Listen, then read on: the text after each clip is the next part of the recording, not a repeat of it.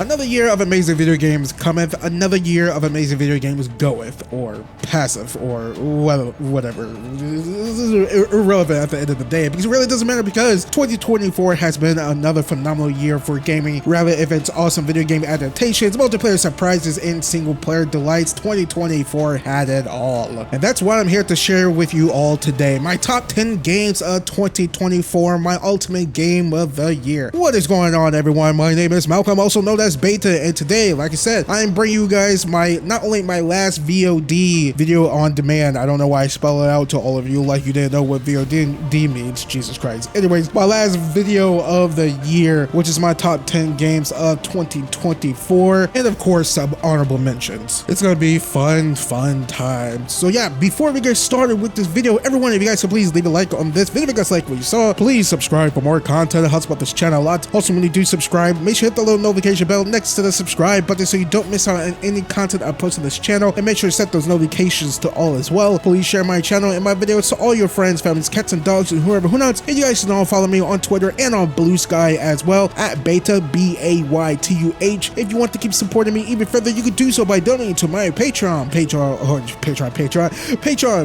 YouTube Super Thanks, leaving a tip, or becoming a YouTube member on my channel. That is patreon.com/Baytuh, Baytuh, and or paypal.me/Baytuh, Baytuh, and or through YouTube Super Thanks. All you have to do is click on any one of my videos or monetized, which is 99.9% of them. Then hit the little more heart thanks button and donate however much you want. But regardless how you choose to support me further, any and all donations, everyone's much appreciated, and it's 100% completely optional. And with all that being said and out of the way, without further ado, let's get to my top 10 games of 2024. That's it. I'm about to say whatever. Hey, it's at the end of the year. We're having fun. We have fun on this channel. All right, let's get started. Play the music. I don't have any music. I'm just gonna, just go to my number 10. Oh yeah, just a little added note. I know 2024 definitely has been a year of arguments and wanting to get into fights with people because over there, what their favorite video game is or how they feel about a certain game or not. Look, all this stuff is my opinion at the end of the day. If you don't agree with it, that's fine. I want to hear your opinions on what your top 10 games of 2024 in the comment section down below. But don't take it as a personal attack, like I'm calling out your grandma and your family, even if they deserve it. Probably do, honestly.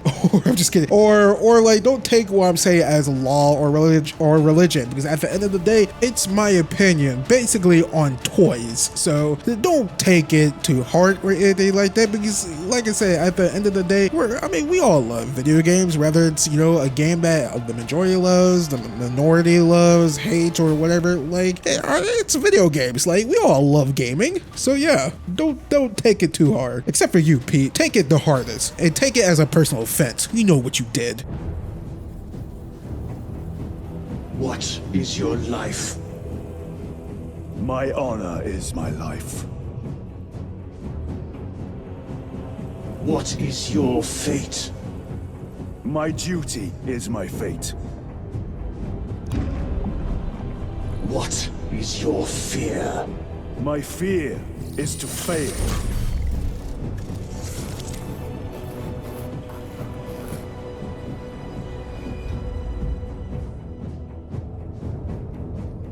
What is your reward? My salvation is my reward.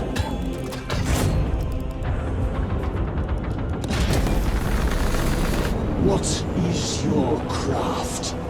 My craft is death.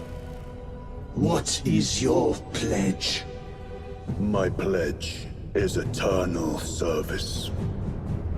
Number 10 on my list, Warhammer 40k Space Marine 2. Space Marine 2 holds a special place in my heart for a lot of reasons. One, for the Emperor, of course, and two, this game was basically a huge nostalgia trip for people like me who grew up playing high-octane third-person shooters back in the 360 days, like Gears of War, Grawl 1 and 2, Army of 2, and so forth and so forth. Not really being in it for the plot or the characters, and sort of when it comes to Gears of War. 4. Love the story and characters of 5 and 3, but just mainly the mindless and endless slaughter of enemies with great and engaging gameplay and just the absolute fun factor of it all, which 40k Space Marine 2, which I really don't have that much of a touchstone for Warhammer. I mean, my only touchstone was playing the Xbox 360 demo of the first Space Marine 2 back in, 2009, 2010, and of course watching breaking videos. And Saber Interactive, I really have to give them all the credit in the world because they truly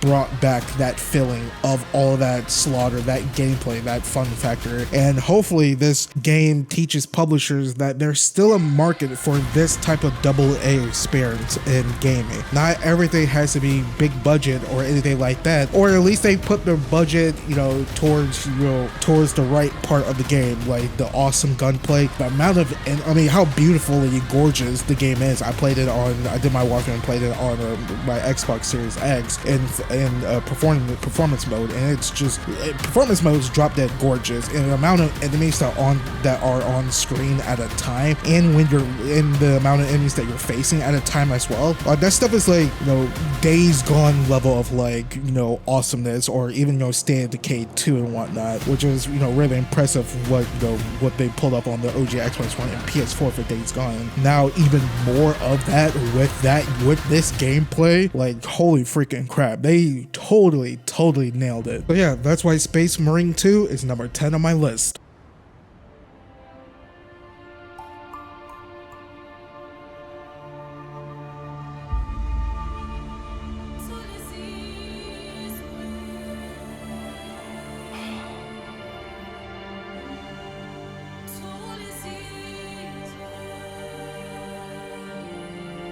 Number 9 on my list, Tales of Kazera Zao. Even though I wasn't that big of a fan of the gameplay, it had nothing to do with the game itself. I'm just not into platformers at all. Like a perfect example is I like Prince of Persia and the Lost Crown, and the gameplay was fine, but it's just it was hard for me to get into it. I'm just not the platformer guy. But coming back to Zao, Zao's story is what hooked me. It's the thing that hits very close to home for me. A heartfelt story about life and death, loss and grief, that part in life all living things have to face whether we want to or not. Trying to do everything you can to bring them back, just to see them one last time, talk to them, spend that one more moment with them, but realizing through the journey this is part of everyone's life and there's no stopping it. But it's not all doom and gloom either, which is the big lesson Zao takes away from all of this. And yeah, the reason why the story hits very close to my heart and my feels is because I lost my father via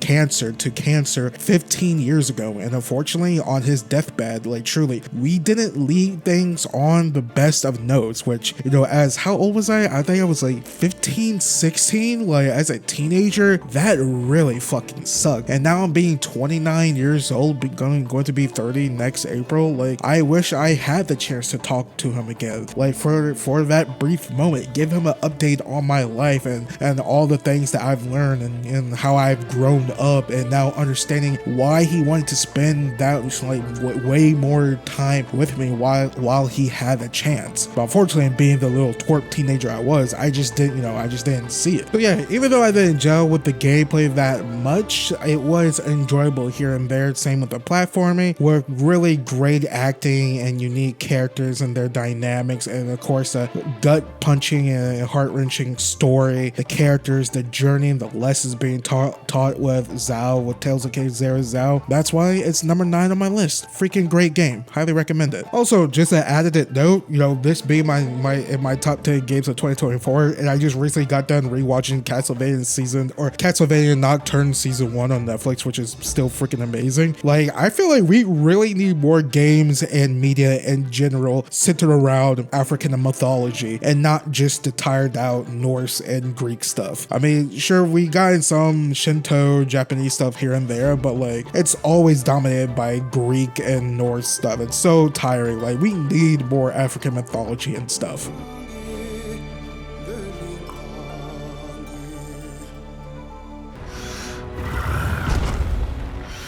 Greetings, Arisen. Hast thou summoned the resolution to face me?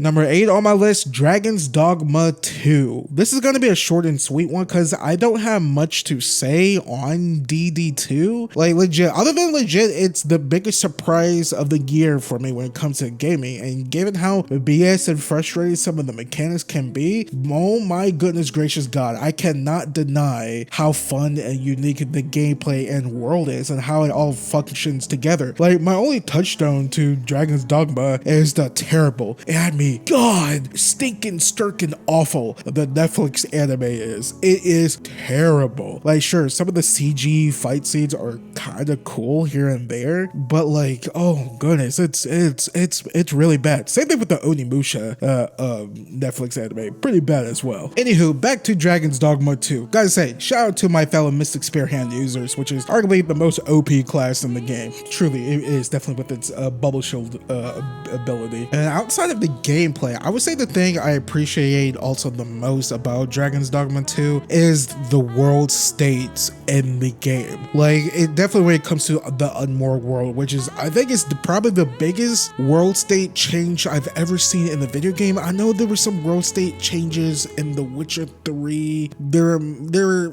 I mean, major in story context, but actually, you know, the world actually changed around your eyes gameplay wise, not so much. I know Elden Ring, the main base campaign with once you beat Radon, the meteor shoots down the thing, you could go to the under cities, Nocturne, or I'm blank on the name, pardon me. And I feel like that's it. I don't know about Atlas games like Persona or Shin Megami Tensei or anything like that, but like the Unmoored world and all that is like was freaking fucking insane how much it truly changed the world state. Like stuff was different, higher level creatures, more powerful monsters coming out of the woodworks. You on a time limit, which you could, you know, cut through by destroying the beam teleporter thingies and whatnot. It was just, you know, all around a really fun time. Again, the frustrating mechanics, the, you know, dated gameplay design, definitely when it comes to, you know, the you know, fast traveling, how that shit worked. But like, it really is a fun and unique experience. I'm really happy I played it this year. And you know, look at my Xbox in review. I spent a shit ton of time with that game. I think what, like 40 plus hours with Dragon's Dogma 2? Yeah, so yeah, Dragon's Dogma 2, y'all,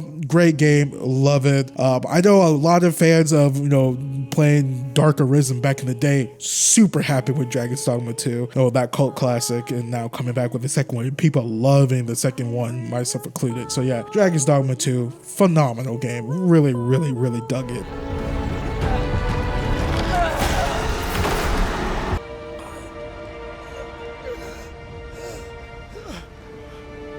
Will you come to her aid now when all is lost?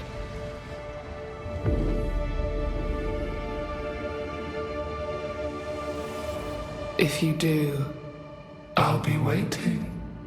Moving on to number 7 on my list, it's Banisher's Ghost of New Eden. I would say, honestly, pound for pound, out of all the games I've played this year, Banisher's has the best written story and characters, bar none. And look, before you get mad, I know a lot of people would say that for Metaphor ReFantazio. I just didn't have Metaphor ReFantazio money to buy Metaphor ReFantazio, so please don't eat me alive in the comments for that. But yeah, anywho, even though it was bogged down by subpar God of War 2018 style gameplay and a length of being 30 plus hours long. So basically this year's Mafia 3, which had a phenomenal story, cast and characters and whatnot. Regardless, if there's one game I would recommend this year, it's Banishers. Truly it is. From having a lot of dark and gray twist and turn style quests and characters like The Witcher 3, my favorite game of all time, to having a story about how far and what are you willing to do to bring back the one you love the most, and the price and cost of it all. Also, I gotta give a huge big shout out to Dotenon for how deep the world building and lore goes. It reminds me a lot of Spider's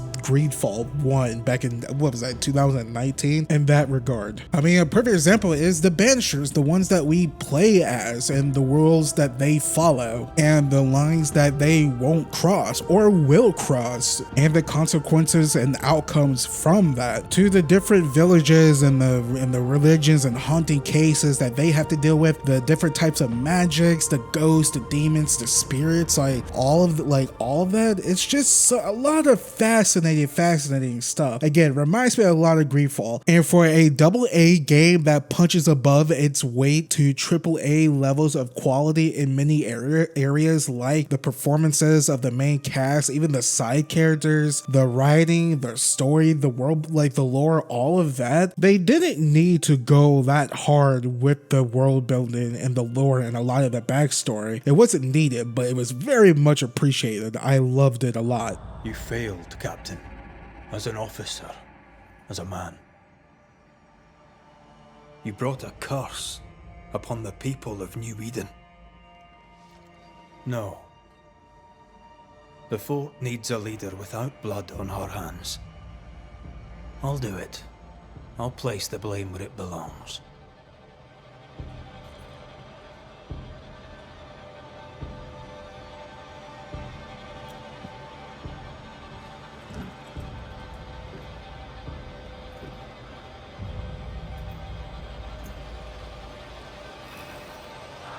How Marif, how Gunjo. Life to the living. Death to the dead.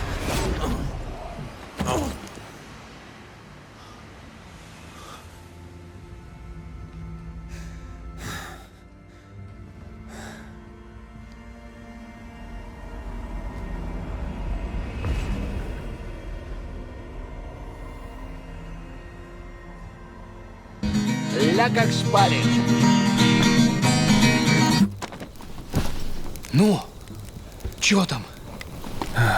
Готово. Coming in at number 6, Stalker 2 Heart of Chernobyl. Personally, I'd call this game the miracle game of the year, given what the devs went through with Putin's war on Ukraine. I still remember the gameplay reveal trailer back in 2021, and that was around the time we saw it was Stalker 2 and the first look at Halo Infinite's gameplay. And yeah, we all remember that mess. I was blown away and thinking, dope, we finally got another game like Metro, in which I'm a big fan of, and hopefully we get a new Metro game, a new console Metro game, and not a VR game that a lot of people seem to like, but a sequel to Exodus. And now, after beating Stalker 2 and putting in a little over 40 hours into the game, I could definitely say now Stalker 2 is nothing like Metro for the most part. So yeah, not knowing much about the Stalker games, of course Stalker 2, but Stalker in general, and only about it thanks to totally pointless video on the previous Stalker games, I was definitely in for a very challenging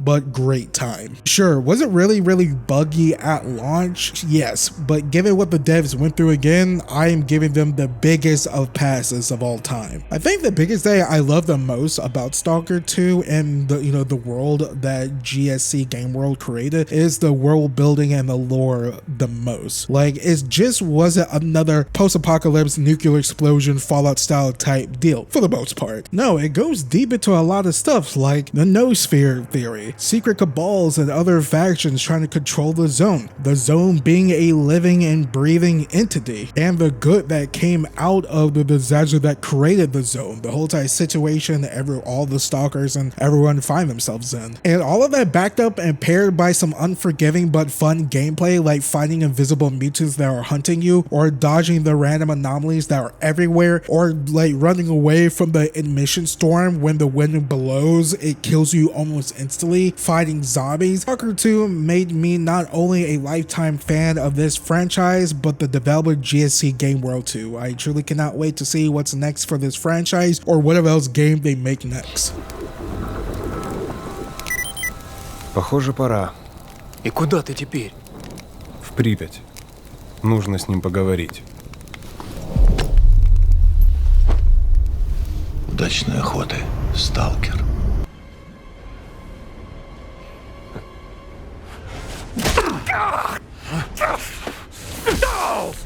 Вот это так, что? Coming in at number 5, Indiana Jones and the Great Circle. This is going to be another short and sweet one because I don't have much to say other than machine games truly do not miss. I'm not even that into Indiana Jones. That was usually something my dad and my older brother watched, but I had to play this game because the one thing Machine Games is truly masterful at, it's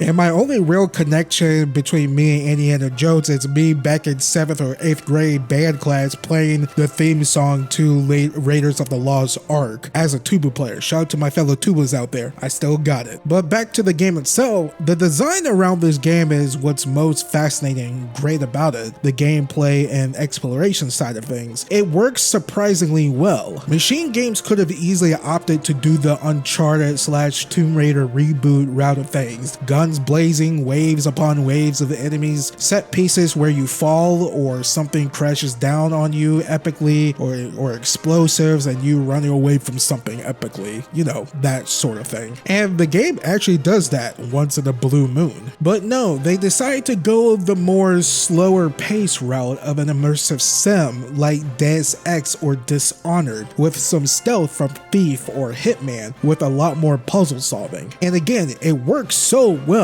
Sure, it's not fully into one of those subgenres, and you're not having all the cool gadgets and gadgets from those games. You only have like a few tools here and there in Indiana Jones, and the game being like 50 to 65% committed to that style of gameplay. And usually when a game does that, it's not all that good whatsoever when they're not fully committed to a gameplay philosophy or to a design. But again, Machine Games made it work. They truly did not miss because they made it work enough. They were like, hey, does these level design scenarios, how this gameplay mechanic work, the stealth, the immersive sim vibes, does it all work for Indiana Jones the way that we're creating this game? Less Uncharted Tomb Raider reboot, more slow paced first person immersive sim. And I would say they 100% nailed it. Also, I gotta give a huge shout out to the performances all around, especially the big homie himself, the legend Troy Baker as Indy. Totally freaking nailed that performance. What a priest. Screw it.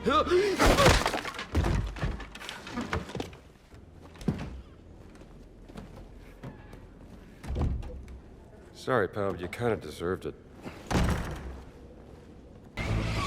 Ever do anything like this before? No, but I don't see any better options and I'm running out of bullets.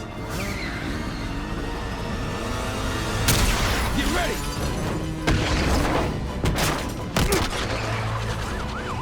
Plan me on 10 o'clock. Keep them off me! Coming in at number 4, it's Call of Duty Black Ops 6's campaign. Yeah, I know, a COD on the list. Just wait until you see my game of the year before you get your pitchforks out. But nah, for real though, I'm a big fan of Call of Duty. It's my second favorite video game series ever, right behind Halo. And while I don't have much to say on the multiplayer side of things, which I know people, other than Omni movement and the gameplay feeling very excellent, I know a lot of people are having issues with multiplayer right now. I could definitely say the campaign is phenomenal, and what I'm about to say will most certainly piss off a lot of COD fans, but F it. Black Ops 6 campaign is the best Call of Duty campaign in my opinion. Full stop, no notes, you can pass go. Yes, even beating out the likes of the OGs like Modern Warfare 209, Black Ops 1 and 2, and the recent GOAT Infinite Warfare's campaign, which was freaking excellent. This is what happens when you give your developers time to make the freaking game. This is what happens. What, Treyarch had like 4 years to make Call of Duty Black Ops 6, and they cooked so hard with the story, with its twists and turns and the classic Black Ops brainfuckery, and its cast of characters with fan favorites Russell Adler and Frank Woods returning. And on a side note, I really like the fact that Frank actually talks about his injury that he received from from Raul Menendez and Alex Mason's death, even his son David a little bit. And while I would have liked more of that, it was some nice breadcrumb moments. I also thought the new team, Troy, Sev, and Felix were great as well, giving us some great character moments, some great dynamics with each other and the old guard with Russell Adler and Frank Woods, and them giving us some backstory to who they are / were. And of course, pair that with the amazing gameplay with a new additive and awesome Omni movement, the guns, the gunplay feeling the best it ever has in a Call of Duty, while also giving us the traditional iconic big blockbuster Call of Duty moments, and also the new and improved open objective missions that were at first introduced in last year's joke of a campaign, Modern Warfare 3 2023, but you know, Treyarch refined and actually didn't make it 95% of the missions like Infinity Ward did last year. Granted, I blame most of that on the freaking human devil himself, Bobby Kotick, and Activision proper, not Infinity Ward, but still, they did a great job, and I could definitely see, thanks to Black Ops 6 campaign, what Treyarch did, I feel like I can see the future of what Call of Duty campaigns can be from now on, personally. So yeah, Call of Duty campaign is my number 4 on my list, and it's freaking phenomenal. Love it. An instant classic.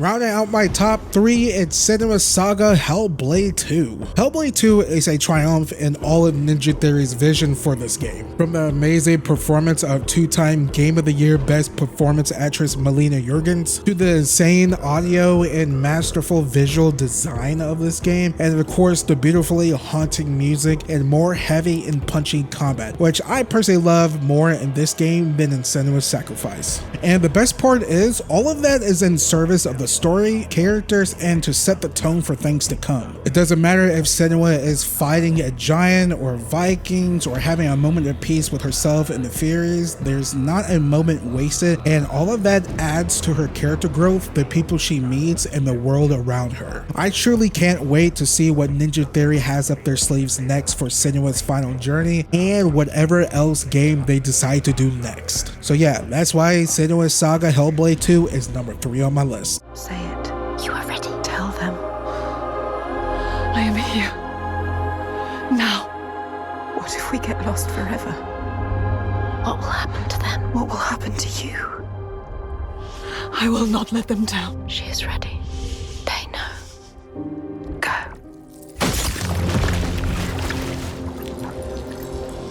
Mikula the Kind spoke of the beginning. The seduction and the betrayal.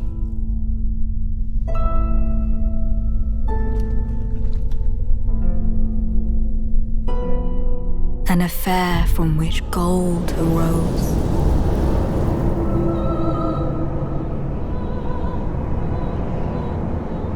And so too was Shadow born. What followed was a war unseen. Coming in at number 2, we had to do it. Elden Ring Shadow of the Erdtree. Yes, a DLC on my list that was almost my game of the year like so many others. Hey, look, it's not my fault that From Software put out a DLC that's better than 99% of new releases that have come out this year. And to that I say, hey, freaking step your shit up, other games. It ain't my fault. It ain't From Software's fault. Anywho, I feel like we're at the point where From Software really can't do any wrong. I mean, I don't know. We're gonna see next year with Elden Ring Night night raid with the, what is that, 3-player co-op? Anyway, well, I mean, we'll see if that's good. But anywho, back to Shadow of the Erdtree. While Shadow of the Erdtree isn't on the same masterful level of the main base campaign, mainly for how silly and unneeded the Skidoo tree mechanic is, it does excels in giving us way more mechanically interesting boss fights, drop-dead gorgeous scenery that plays into the environmental storytelling of the Shadow Realm, and characters and story that answers a lot of questions about America, Miquella, the Thangers, and whatever else Vatavidia says. Elden Ring Shadow of the Erdtree really is one of the best games of the year, and that's why it's number 2 on my list.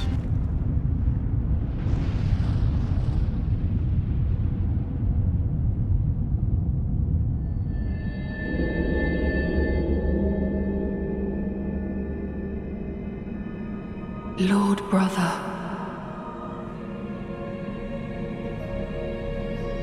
at long last you are returned.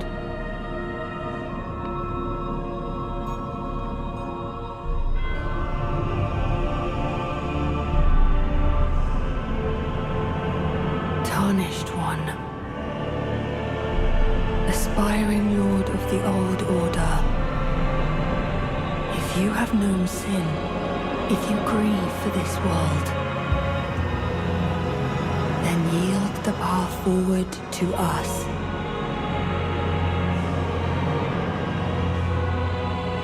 To I, Miquella, and my promised consort, Radahn.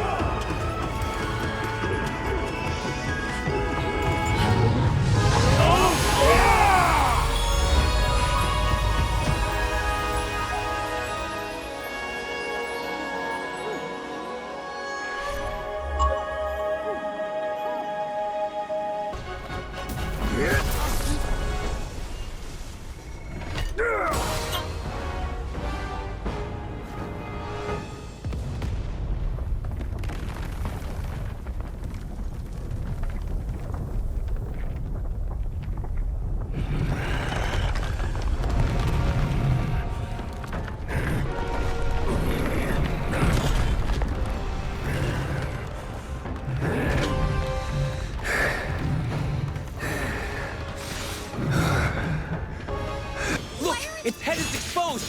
Attack it before we miss our chance! Not often you see sensor malfunctions like this, caused by a short circuit within the mainframe, perhaps. Or maybe... What was made can be unmade. I know what to do. Guardian, channel the Traveler's light through me. I'm ready.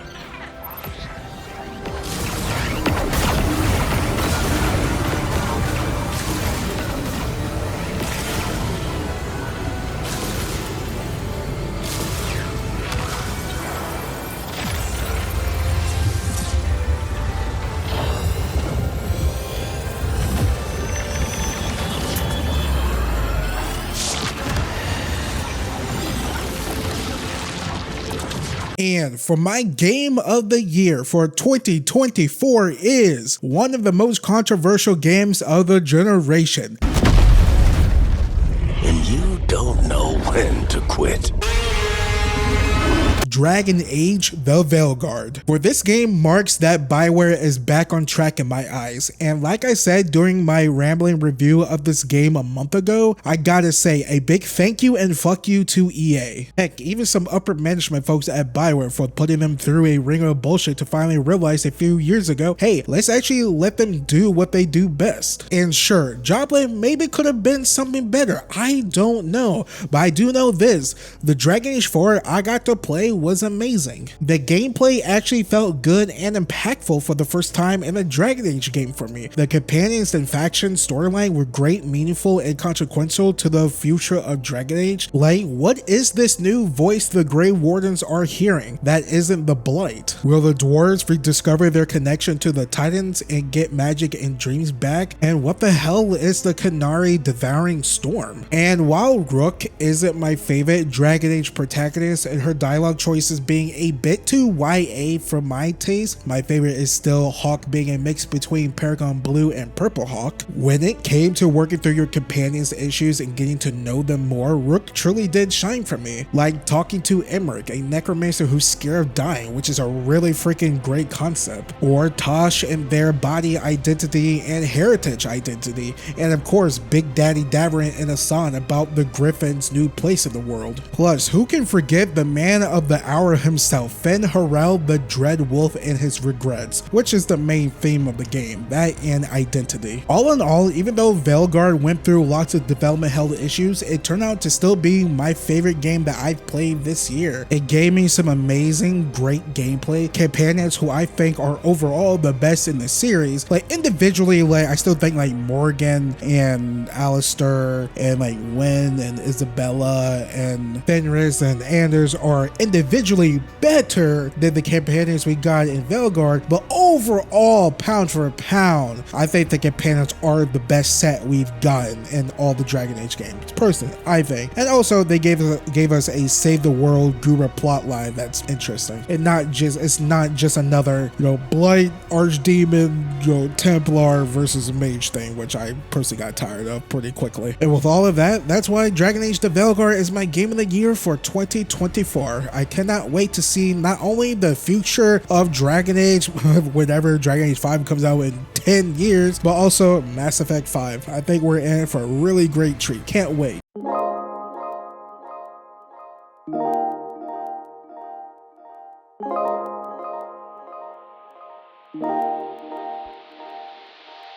And yeah, there we go, everyone. That is my top 10 games of 2024 plus my honorable mentions. Thank you all for watching this, and thank you all for joining me for this video. What do you guys think? Did you agree, disagree with me? Somewhere in between? Let me in, or don't let me in. Actually, sure, let me in and let me know in the comment section down below. Also, giving me what's your top 10 games of 2024, or top 5, or top 3, or just your game of the year. 2024 has been such an amazing year of great, diverse, different types of games, from like the big AAA to some AA stuff, like I said with Warhammer 2, indie stuff, or smaller titles like Animal Well and whatnot, or Prince of Persia and the Lost Crown. It's just been so freaking fun and great. I love this shit so much. And I feel like 2025 is gonna be even bigger and better and greater, with some of my most anticipated games being like Fable, Assassin's Creed Shadows, Monster Hunter Wilds, and maybe the elusive Grand Theft Auto 6, even though I think that's personally come out in 2026, but who knows. And Ghosts of Yotei and Split Fiction, it's gonna be so freaking great. All in all, something we can all agree with, video games are freaking awesome. And yeah, I think that's about it, and just about does it for me, ladies and gents, everyone. On a personal note, everyone, thank you so very much for the love and support on everything I've been doing throughout 2024. Been doing more random reviews, videos like this. I've been, you know, getting used to the writing and reading off scripts and whatnot. I feel like I've gotten a lot better at this. I feel like this is my best game of the year list. I've been doing this since 2019. I think this has been my best game of the year list, because I've been getting to the point of why I like the game and why it's on my list to begin with, getting to the point a lot quicker and whatnot, instead of, you know, being in my head way too much and, you know, going off topic too much, even though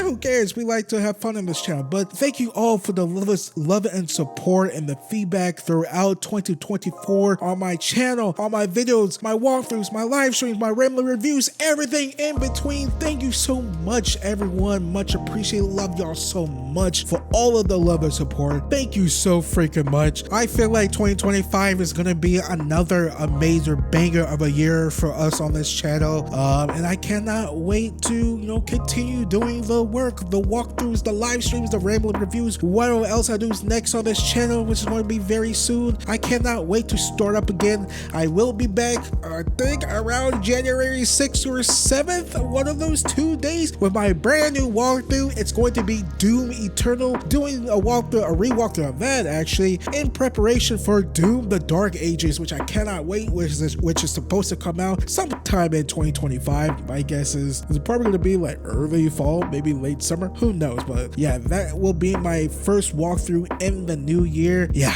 it's gonna be, we're gonna have some really great times, voice crack, really great times in 2025. So yeah, before I let you guys all go, if you guys could please leave a like on this video. If you guys like what you saw, please subscribe for more content. It helps out this channel a lot. Also, when you do subscribe, make sure you hit the little notification bell next to the subscribe button so you don't miss out on any content I post to this channel, and make sure you set those notifications to all as well. Please share my channel and my videos to all your friends, families, cats and dogs, and whoever who not. And you guys can all follow me on Twitter and on Blue Sky as well. I've been posting over there a lot more than on Twitter, but on Blue Sky as well, at Baytuh, Baytuh. If you want to keep supporting me even further, you can do so by donating to my Patreon, PayPal, YouTube Super Thanks, leaving a tip, or becoming a YouTube member on my channel. That is patreon.com/Baytuh, Baytuh, and or paypal.me/Baytuh, and or through YouTube Super Thanks. All you have to do is click on any one of my, did I say that right? Click on any one of my videos on my times, which is 99.9% of them. Then hit the little more heart thanks button and donate however much you want. But regardless how you choose to support me further, any and all donations, everyone's much appreciated, and is 100% completely optional. And for the final time for 2024 for me, everyone, ladies and gents, my name is Malcolm, also known as Baytuh, and I will catch you guys all in the new year with my next walkthrough, let's play, channel post update, live stream, rambling review, basically whatever else I do